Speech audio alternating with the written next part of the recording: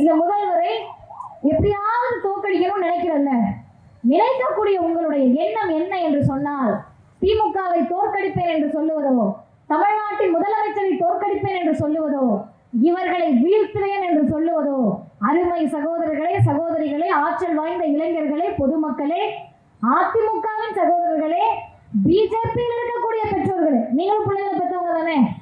கரவேசிக்காக காவியம் கட்டிக்கிட்டாலும் உங்க புள்ள தானே. அப்ப உங்களுக்கும் அது தோணணும்ல. அவங்களுக்கும் சேர்த்து சொல்லுகிறேன், நீங்கள் திமுகவையும் முதல்வரையும் வீழ்த்துவேன் என்று சொல்லுவது, ஒழிப்பேன் என்று சொல்லுவது, மகளிர் உரிமை தொகையை ஒழிப்பேன் என்ற அர்த்தம், புதுமை பெண் திட்டத்தை ஒழிப்பேன் என்ற அர்த்தம், காலை உணவு திட்டத்தை ஒழிப்பேன் என்ற அர்த்தம், நான் முதல்வன் திட்டத்தை ஒழிப்பேன் என்ற அர்த்தம். தமிழ்நாட்டு மக்கள் விழிப்புணர்வு பெற்றவர்கள். கடவுள் நம்பிக்கை இருக்குமா? இருக்கும். கோவிலுக்கு போய் கூழ் ஊத்துவாங்களா? ஊத்துவாங்க. மாரியம்மன் கோவிலுக்கு போய் காசு கொடுப்பாங்களா? கொடுப்பாங்க. சாமி ஆடுற மாதிரி ஆடுவாங்களா? ஆடுவாங்க. எல்லாம் பண்ணுவாங்க. ஓட்டு யாருக்கு போடுவாங்கன்னா உதயசூரியன்ல வந்து குத்திடுவாங்க.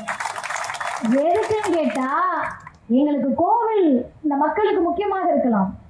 உட்கார்ந்திருக்கக்கூடிய என்னுடைய சகோதரிகள், இந்த சகோதரர்களுக்கு கடவுள் முக்கியமானவர்களாக இருக்கலாம். ஆனால் இங்க இருக்க எங்க எல்லாருக்கும், தமிழ்நாட்டில் இருக்க கடைகோடி பெற்றோருக்கும் கோயிலும் கடவுளையும் விட கல்வியும் மருத்துவமும் வேலை வாய்ப்பும் முக்கியம்.